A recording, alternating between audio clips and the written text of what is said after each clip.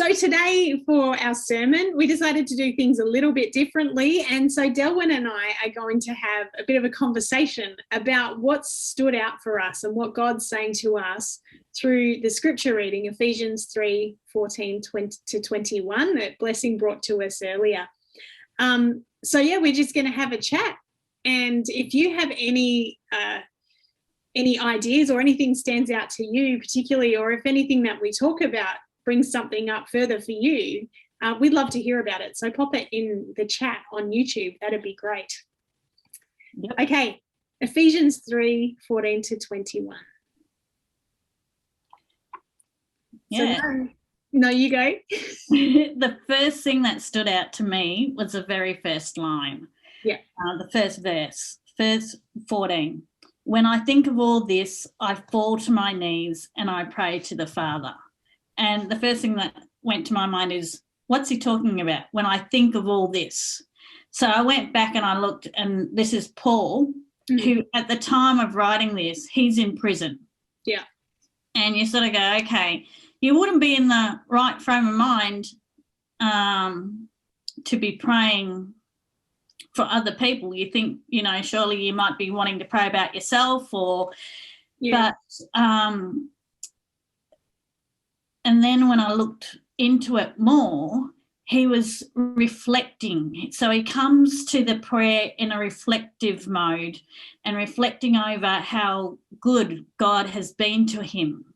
Yeah. So here he is in prison and he's thinking about how grateful he is, how God has provided for him when he's needed, and how he didn't think he was fit to do things, but God gave him what he needed to be able to achieve God's will.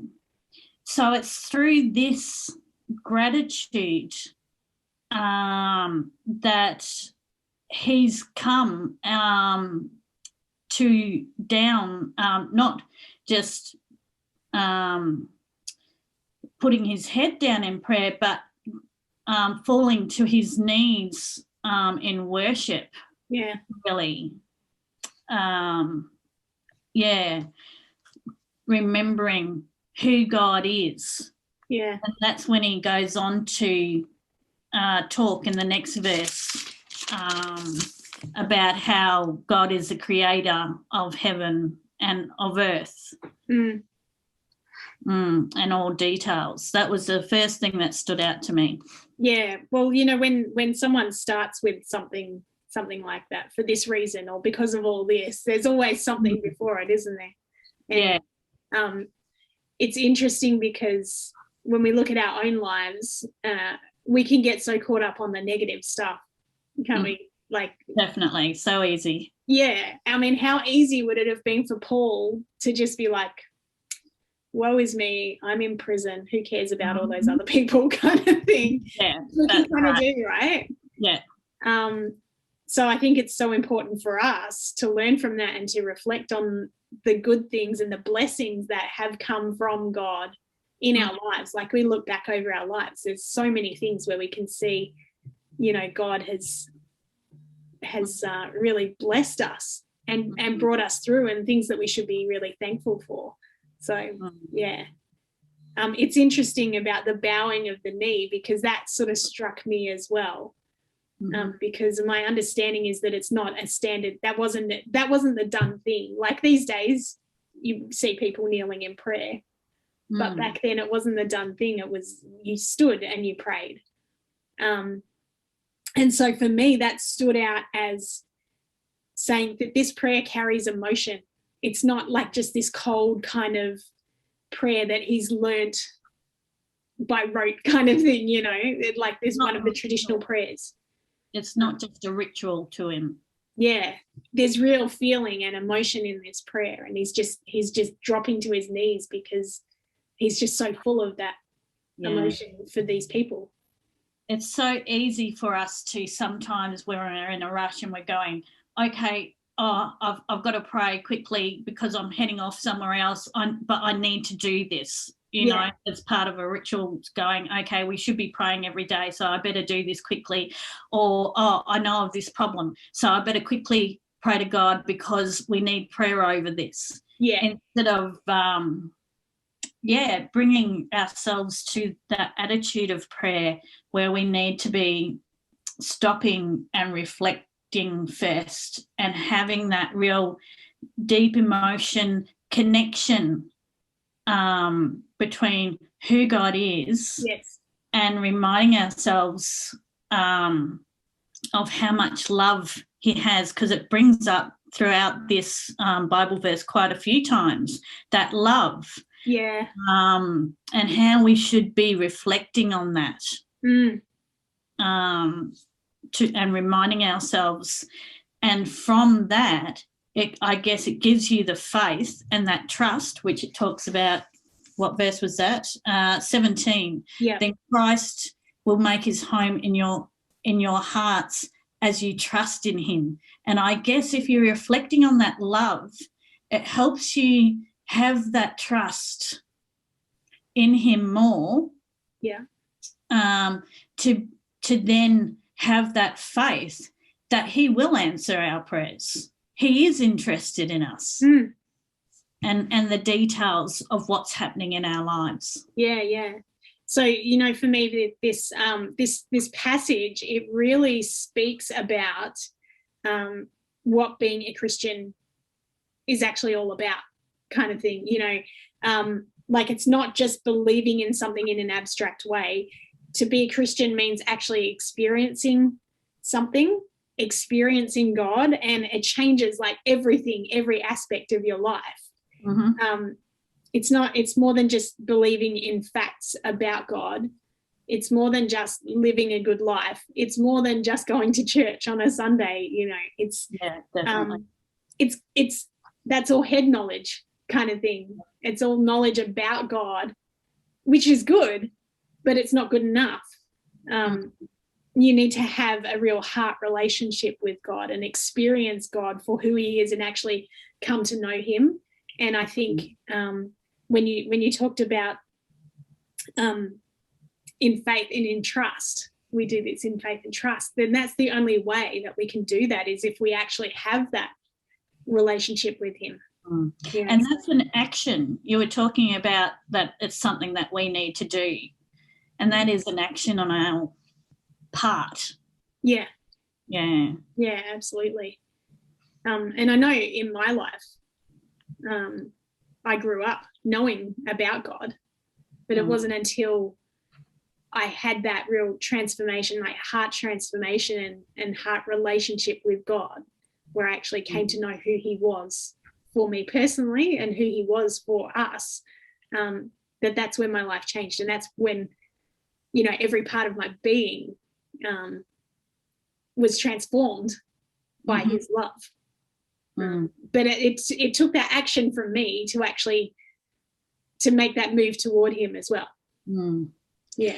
And I think also sometimes we have that, which is what we need, but then we can then tend to plateau, if you know what I mean.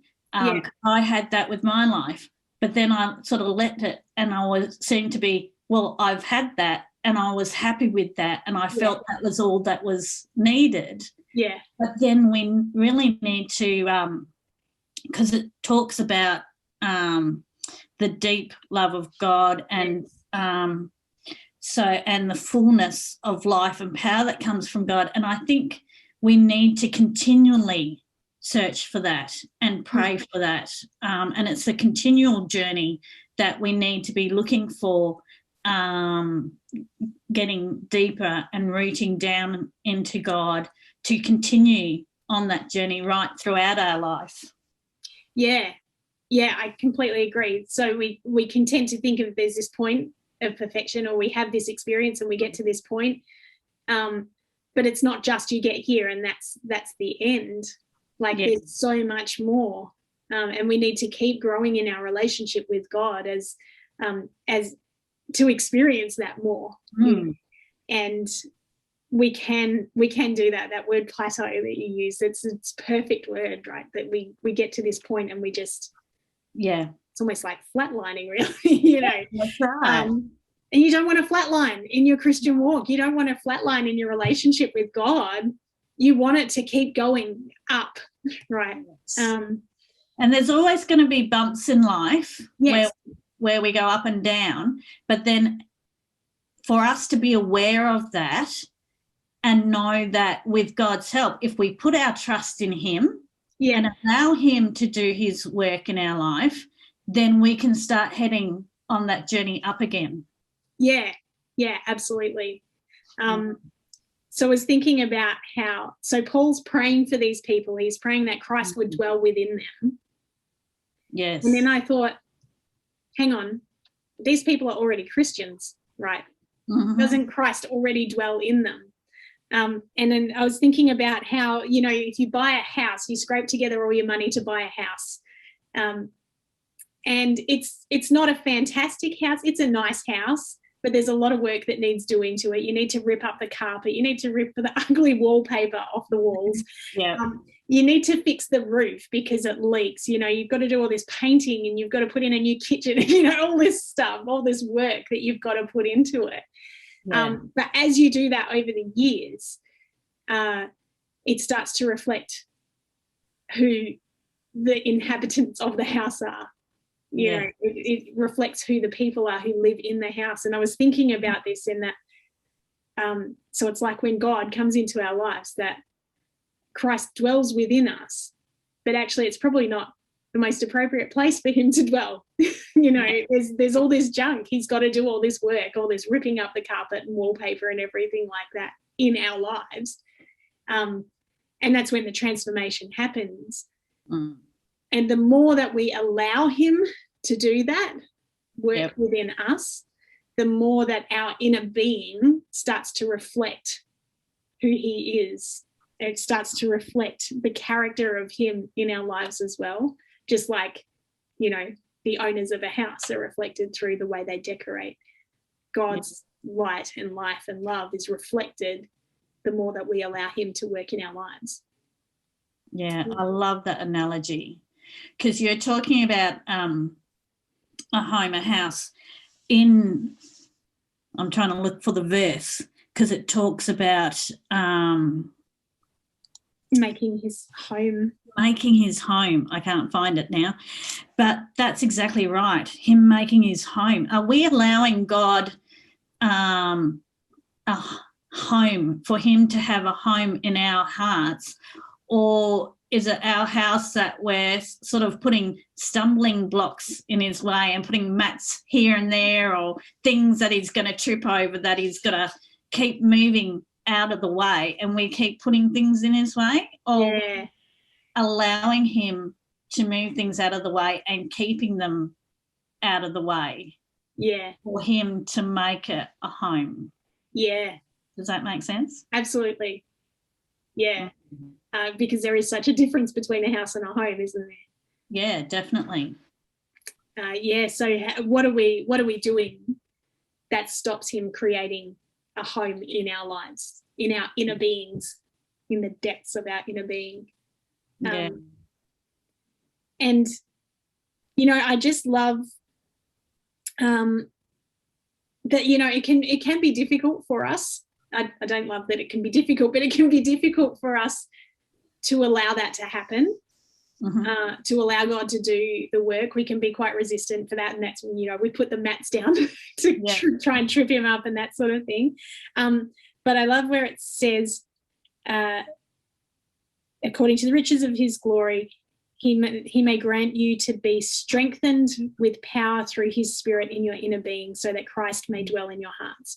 So it's through his strength, through his Spirit. So strengthened by his power through his Spirit in your inner being, so that Christ may dwell. So it's not even like we don't actually have to, we might try and kind of put a stop to things at times, but it's actually his power. It's in his power and in his strength that we allow that work to go forward too. Yeah, definitely. Does that make sense?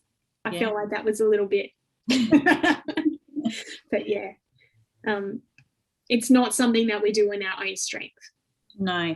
And then he goes on and explains what sort of strength God has, in the way that verse 19, may you experience the love of Christ through, though it is too great to fully to understand fully, then you will be made complete with all the fullness of life and power that comes from God. So he talks about God's power. Yeah. And earlier on in verse 16, I pray that from his glorious unlimited resources, Yes. he will empower you with inner strength through his Spirit. Yeah. Yeah. And this is the Spirit that we have inside of us. Yeah. Yeah. He has unlimited resources. Unlimited resources. And it, you know, in that last part, there were we now to him who is able to do far more abundantly than we could ask or imagine. So just think about everything that we could ask or imagine, and think about how in God's resources he's able to do so much more, abundantly more than anything that we could even put out. You know what song comes to mind when I think about this? It's obviously Major Howard Davies, many other things I cannot understand. And it's okay. It's okay that we don't understand it all. But I can't even start to comprehend how we could possibly comprehend how much more he could do in and through us and in our lives and in the world, you know. The plans that he has for us. We can just never comprehend that. It's abundantly more than we could ever imagine. Yeah. And so my mind then goes back to, well, what is stopping that from happening? Yeah. You know? And to me, I think we need to go back to the very start of this and what it says. And it's all about going back and falling on our knees in praise, in remembering what he's done for us, and with that faith and with that trust and bringing that to God. Yeah. So, and allowing him to then work his amazing and abundant power and to help us through with his will. Yeah. Even if we don't like where that might be heading. Yeah. or into the unknown. Into the unknown. And unimaginable, which can be quite scary. It can be, but we need to remember that he's got it. Yes. He carries it all. He is the creator. It says the creator of everything. Yeah. He's got everything in the palm of his hands. Yeah. He knows all the details. Yeah. So I guess the question today, well, there's probably a couple of questions, is that what is stopping you from allowing God to do his work in your life? Do you want to know him more? Do you want to experience the abundance of God and his blessings?